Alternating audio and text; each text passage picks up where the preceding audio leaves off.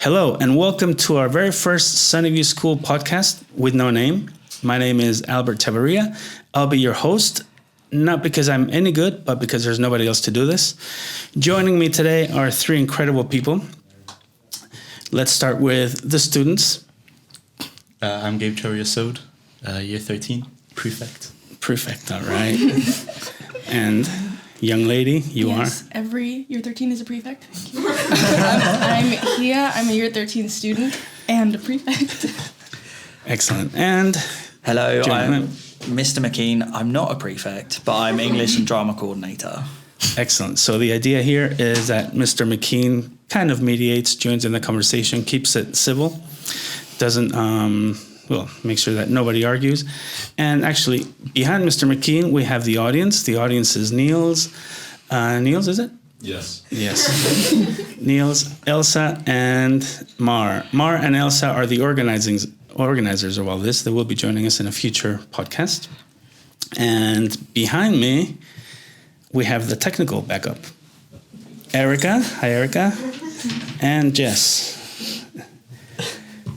Right, so let's get started. Today's podcast, because it's the first one, we've chosen a juicy subject. That subject is mobile phones. We know they're not allowed in school, so we're not going to debate whether they should be or not, because we know they're not. We're just going to give our opinion on what we think. Basically, that's what opinion is, right? First of all, what do you guys think? Are you guys for or against mobile phones being in school allowed? I think they should be allowed. Obviously, with mediation, depending on the years, of course. I think, especially at our age, we should be trusted with mobile phones. How old are you? I'm 17, turning 18. Right on. Yeah, what's your opinion? I believe they should be allowed in school, but obviously to a certain extent. There should be an age range for which it should be allowed, but with certain regulations. But in my opinion, below the GCSE level, it should not be allowed unless it's entirely necessary. That's very specific. Mr. McKean. I agree with Hiya. I think that we can't stop the fact that mobile phones are everywhere and everyone can have access to them. But I think there needs to be much stricter regulations. I know that in France, they're completely banned from schools. And in the UK, they're moving to that measure. Particularly with younger students, the access that they can have to certain content. And, for those particular comments where they say, oh, I saw something, this is true, I saw it on TikTok. Well, I can put a dance on TikTok. That doesn't make it great. So I think there definitely needs to be more regulation with it, but it's something we can't avoid. Right, so we all agree. So that's a short argument, which is good. Well, we all agree, but with nuances, right? Yeah. Okay. I'm the oldest person here, so I'm going to have my little say. My little say is that I agree with you. I think mobile phones should not be taken away from the youth. I'm also the IT manager here at school, so I have a very, very distinct opinion about it, because I realized two things. First of all, that you guys were born with devices in your hands. For us adults, is taking something away that we never had. So it's easy, just take it away. You guys were born with it. You can't take something away from, that you were born with. Second, we've created them. My generation created these devices, and it's just not fair that we should suddenly just, give them to you and then take them away. But the connotations, as far as I'm concerned, are much bigger than that, because education is based on knowledge, and the way we teach knowledge does not match at all with having a mobile device. That knowledge is already in your hand, and us adults don't know how to deal with that. What do you have to say to that? Both, sorry to interject, but do you both think that having a mobile phone has helped your education? Do you think that it's been a benefit to, you're in your final year now in year 13, right? When did you first get your first phone? Well, I started off with a Nokia at 10 years old. Right. And then progressed to the latest iPhone being an iPhone 4 or an iPod when I was, I think, 11. Right. So I would say that that's, I guess, an average time to be, like in this generation, to be introduced to a phone. Yeah. But in terms of education, there have been both limitations and, I guess, benefits to it, being that lately with the use of AI and the use of, the easy access to the internet, education becomes more limited because we expand less with our minds and more with what we can find on Google. Yeah. What do you think about that? Would you agree? Yeah, obviously AI, especially lately, has become a big topic and has been increasing exponentially, I would say. Yeah. Especially the past few months. I remember a few months ago, ChatGPT was introduced and it was like, whoa, what's this? And now there's AI that's creating songs. Okay. With voices of other... See, for me as a teacher, I think I'm more worried about social media and the effects it can have on you and that access you have at school, right? You know, there's always that worry that something will get posted or you'll look at something or find something.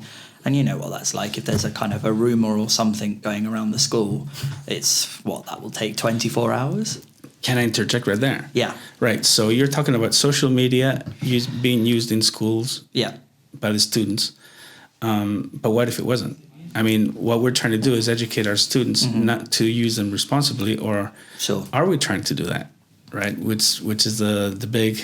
For me, it's a big question whether we're actually educating our students and our children to use their mobile phones respectfully and responsibly. And there's no reason why you should be on social media while you're in a class. Absolutely. Right? You guys don't talk amongst each other when you're in class. You don't, and if you do, you get told off or whatever it is, right? Yeah. Okay. Why would a device with social media in it affect the teacher's education in class? That's my question. Well, I suppose, especially our generation is just so used to using social media and constantly being on it. Okay. I feel like once you get your phone, it's just the basic, I guess, response that you do. Okay, so you're on your phone and you go straight to Instagram or TikTok or right. So, question: whatever. Do you guys have your mobile phones on you right now? I do. Yes. Are you using them right now? Not right now. You're not on social media? No. Anybody else in the room using their social media phone right now? You're not recording it? No. Right. Are you guys listening to the podcast? Yeah. Are you paying attention? Yeah. Right. So, I mean, the thing is, I'm not a teacher, so I find it really hard to see it from a teacher's perspective, but I see it from an outsider's view. And for me, it's crystal clear, right? There's a use for a mobile phone in class, and it's absolutely incredible. So if you're learning math, the teacher's trying to show you whatever, the quadratic equation or whatever, that's already there. You already have it, right? So, what's the square root of 356? It'll take you 10 minutes to calculate it. It'll take me 30 seconds to figure it out. So we got that information. Move on to what you can actually do with that information, as opposed to learning how to figure out that information, right? That's my stance in everything I do. As an IT manager, if I have to figure something out, I'll get my AI or my ChatGPT or my Google out. I'll figure it out, and I'll learn it by doing what I just learned. And that's the key, doing what I just learned. Sometimes you can, fair enough, Sometimes you need to know the empirical values of something, but not always. Yeah. I don't know. I think it's interesting that from, obviously we have that access to it. I think from a teacher's perspective, I worry that the mobile phone, apart from social media too, but in that sense, having so much access all the time, are we 100% connected all the time? Having a mobile phone, does that take away like a student's autonomy, being able to think for themselves? Because, for example, I do the same, like outside of school, like if I need to know the answer to a question, or, I teach French this year, sometimes if I forget what something means, I can just check on a dictionary on my phone, right? But you're a teacher, you're supposed to know it all. I know, that's one of the biggest things. I'm afraid I don't know everything, I'm afraid. Exactly. To say. But I worry that having a mobile phone, I'm not teaching the value of being able to do things on your own autonomously. And I don't know whether you guys feel that in the classroom, those are skills that you are getting nowadays, or whether now as technology keeps developing, is that something that you feel is lost? Well, I think one of the main effects of social media and the use of phones in school is the lack of an attention span, because the constant stimulation with all the material that we see on our phones, especially on social media, it creates like a dopamine rush, and we need more in our brains to match up to the level we would have had without the phone. So in class, I think that would have a very negative effect, because we wouldn't be able to concentrate on what we're learning, and that would have a big impact, in my opinion.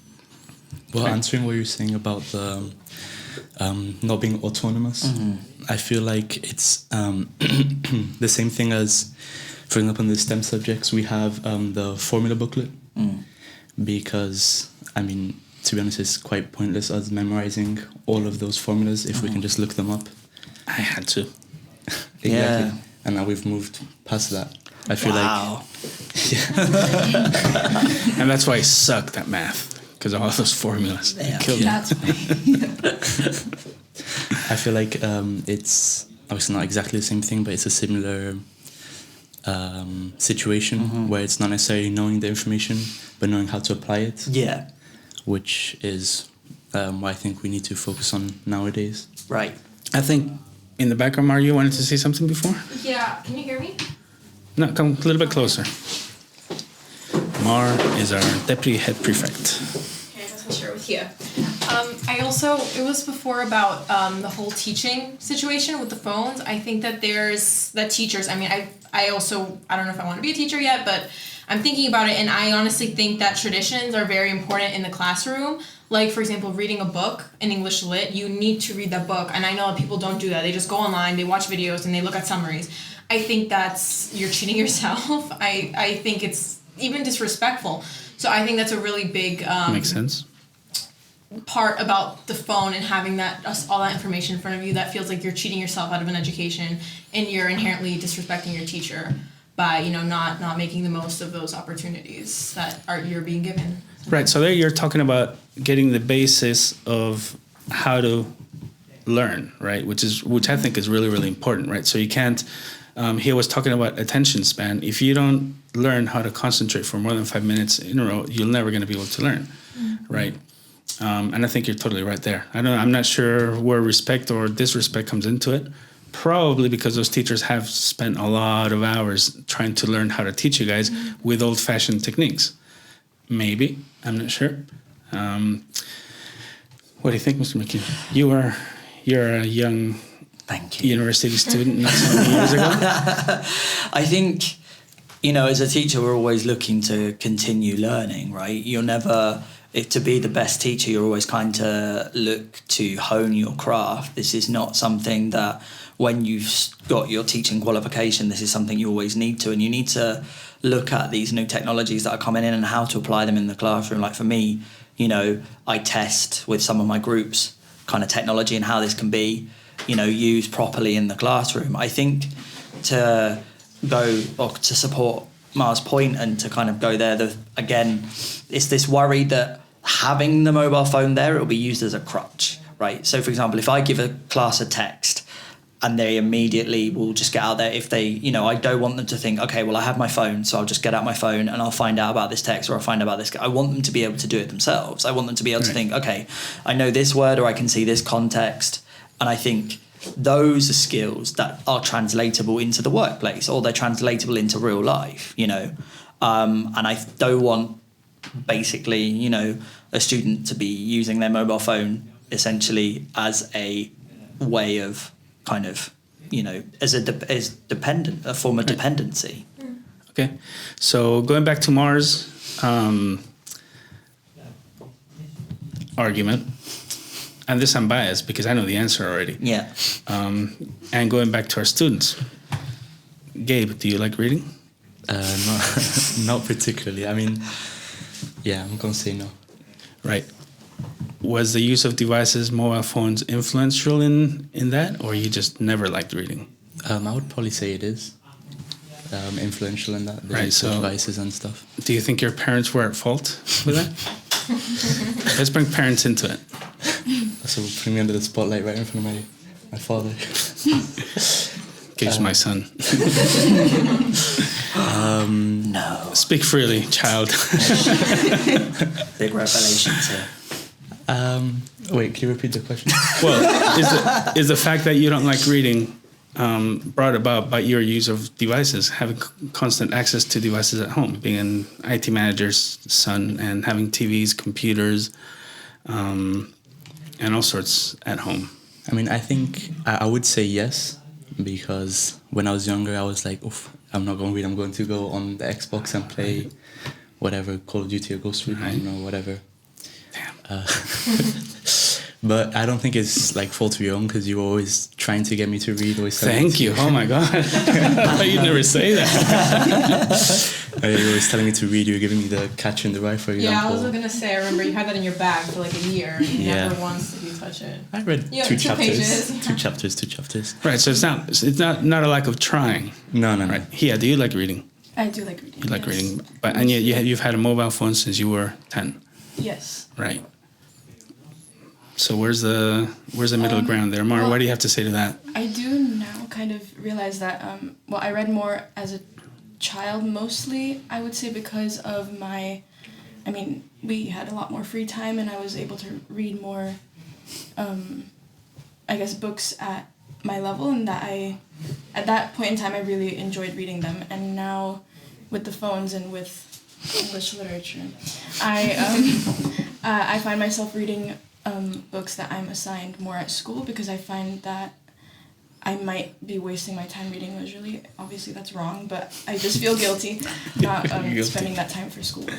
Yeah. So I guess the phone... And that's what we're up against, right? Like, it's trying to find that balance. And how am I supposed to win against a mobile phone that's flashy and you can access videos and it's visual and it makes fun noises?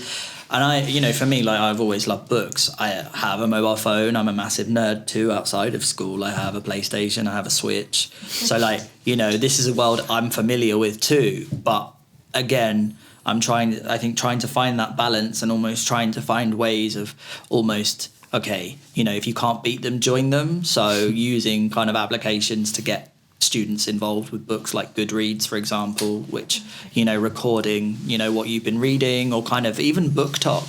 Most of the biggest blockbusters in the last couple of years in the literacy or literary world, and also film, if you can. But still, if people are reading it, it doesn't I'm not going to sit here and be like, I read Shakespeare every day, because I don't. I love murder mystery and crime and gritty stuff, right? So if you're able to, it's trying to find a way of using the mobile phone, like, to get inspired to read. Think of the Heartstopper series that came through from Book Talk, all the Colleen Hoover books. You might have your own opinion on her as a writer, but she became popular through Book Talk and through mobile phones. So I think we need to find a way to join them. Elsa, come closer. Elsa wants to say something. No, I was just going to say, because we've spoken, or you guys have been speaking a lot about phones in the classroom, but I was just wondering what your thoughts are on phones during break times at school too, because obviously I think that socializing and the whole people skills, that's a part of education that we might be overlooking, right? And so I'm just curious about what you think about the effect of phones during breaks and the social time. Yeah, it's a good problem. Do you talk to each other at break time? Or are you just, I don't know, like, I come and see you guys sometimes and I just imagine, or there have been a couple of times where I've come over and you guys have been like, some people are just kind of, it's so easy to have your phone out, right? Do you guys have your phone there at break, or are you talking to each other? Like, Do you want to say yours? Sure. Well, it depends on the day, I guess. Sometimes we might be tired, we'll be on our phones, but we come across a funny TikTok and we show it to our friends, laugh about it. But other times we may be more energetic and leave the phones to the side. Like, with my friends, I've had some break times where we don't pick up our phones and we just talk about some interesting topic, spill some gossip, the usual. Are you guys allowed to have your phones during break time? Or are you blatantly breaking the rules and admitting it right now? We are allowed. We are allowed. Okay. Well, all right. Depending on what day you ask Miss Mansell, but most of the time we are allowed, yeah. Yes. Who's Miss Mansell? Miss Mansell is the Key Stage 5 coordinator. Great woman. Yes. Mm-hmm. Mm-hmm. Right. So we pretty much all agree that this is a. So you'll actually agree towards the idea of having it regulated, right? Or is it? Don't you agree that it's more of a matter of education? I mean, do you think it should be pushed on you when to use them and when not to use them, or do you organically should know when to use a phone? I mean, this is like interrupting somebody when they're talking, right? There's a time to do it. Most of the time you shouldn't, right? Swearing, sometimes you can, sometimes you can. I mean, you always can, but sometimes you shouldn't, right? So what do you guys think? Regulation, or should it be education? I think regulation may be the best way to go about it with this generation, especially getting older. The regulation should be slightly lifted or modified, but with the younger ages, it really depends because, again, knowing my generation, being defiant is a very big part of what we are, and like the rejection of authority, and so being put into strict rules in a place where we cannot do something which we usually would, it would cause a lot of people to rebel, and that may have the opposite effect of what would be wanted. So I think the usage of mobile phones with regulations and lifting those gradually as we progress through the years might be the best option. That's a good one. I like that. Yeah. Gabe? Yeah, I completely agree. I think they go hand in hand, regulation and education. Talking about using swear words and stuff like that. We're taught not to use them since the beginning. Since we're very young, like year 2, year 3, we're told we can't use those words in the classroom or in school, which then educates you to not use them or to know when to use them, I suppose. So I feel like this could be used with the mobile phones. You regulate them at a younger age, which educates the children to know when to use them and when not to use them. Okay. Yeah, you said something quite interesting before. You said that you agree to the use of mobile phones in school, but only from a certain age, and you specifically mentioned the GCSE years. Why? Well, I think that's the time where we progress into a more autonomous state, and it teaches us to further ourselves into the world. And so starting there might give a more, balanced period until the point where we're in year 13, where we should be given comparatively more freedom as compared to our previous years. So in my opinion, it's just a good place to start because it's where we start more independent studies. Okay. And so that should go hand in hand with our independence in the world. Well, and yet it's quite ironical that all those GCSE students actually get given a device the very moment they come into Key Stage 3. From the age of 11 years old, we ourselves, this school gives them a device, gives them a laptop so that they can use. Whereas you guys don't. You're allowed to bring one in if you want, but you don't actually get given one by the school to use, right? Yeah. Just because you don't happen to be the age group. So are mobile phones different to laptops?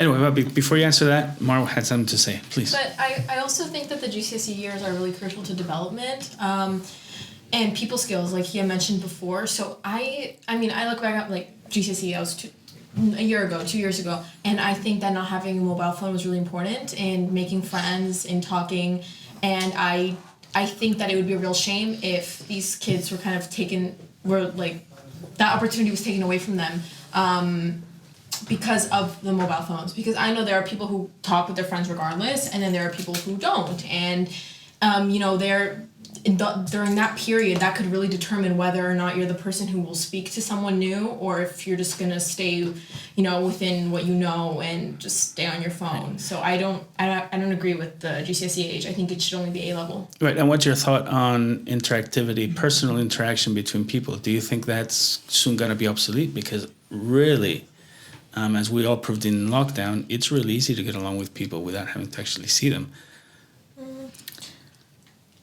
I don't think so. I think that the people skills are kind of being undervalued. I think people don't realize how important it is for small talk, even holding eye contact. Right, because for some people is difficult. Because we're humans. Because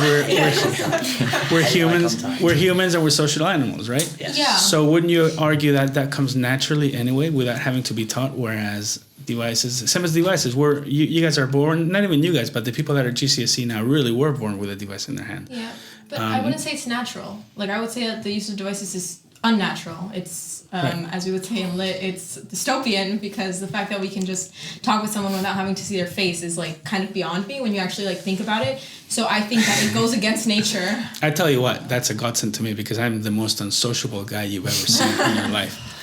And if I can just chat and not talk, it's... Thank you.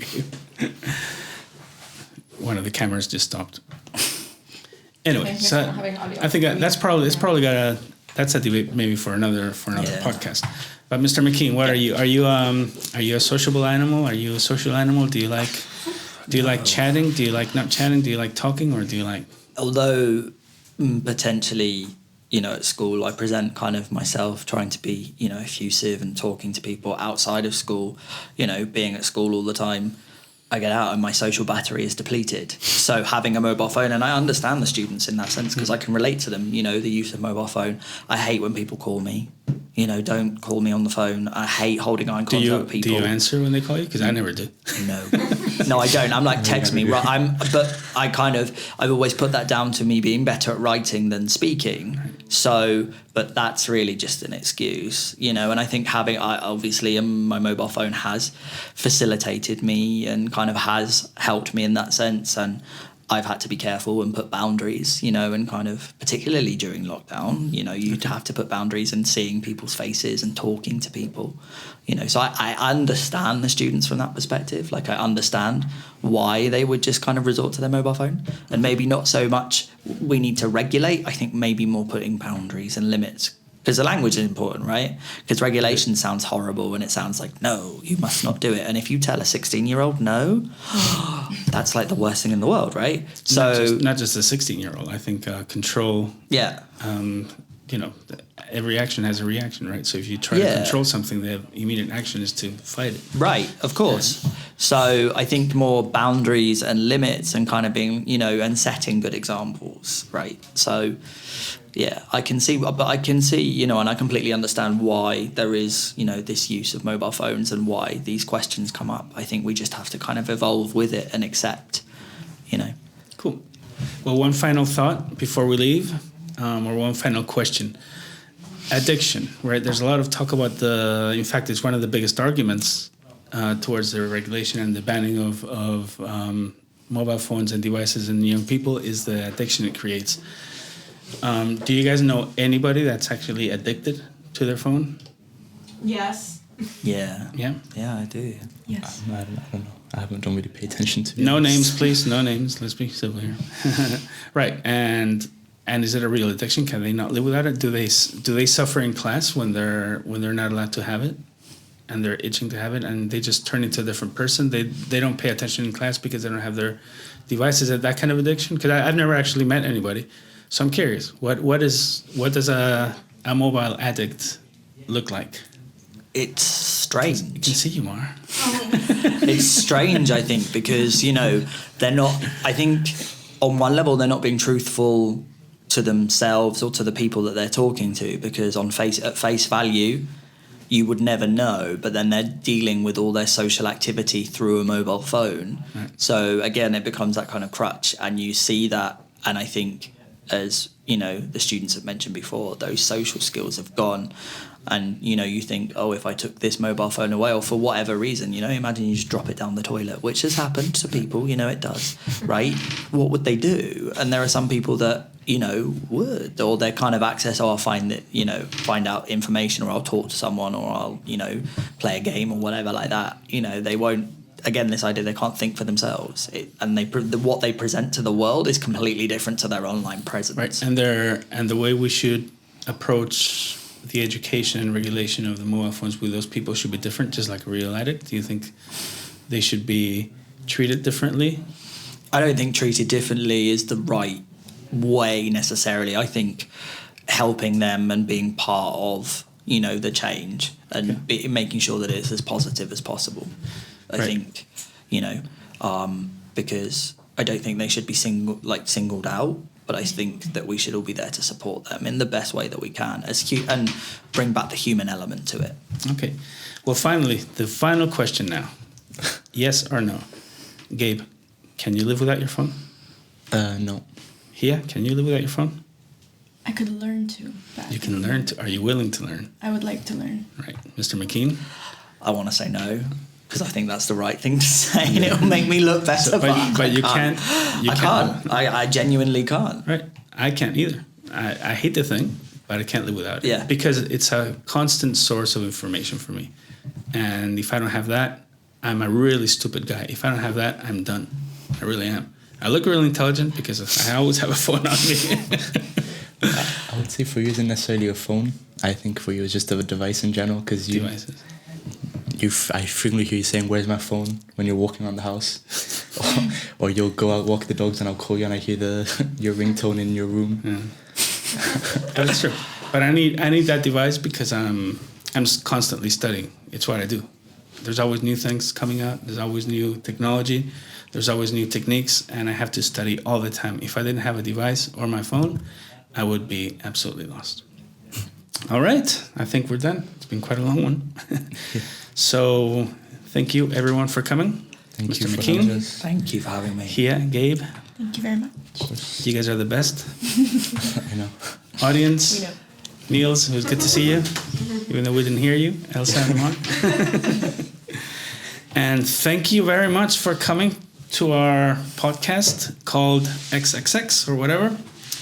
And we'll see. Well, it's gonna be on a little sign.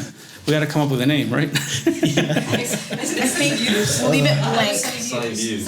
Oh, that's so Sunny cute. views. Anyway, the Sunny Views. Okay, Sunny Views. Sunny's Views. Sunny Views. Well, thank you very much for coming to our podcast, Sunny Views. And we'll see you next time. Thank you. Thank you. How's that? How's it bad, no? That was really good fun. Good. Was that XXX? I was like.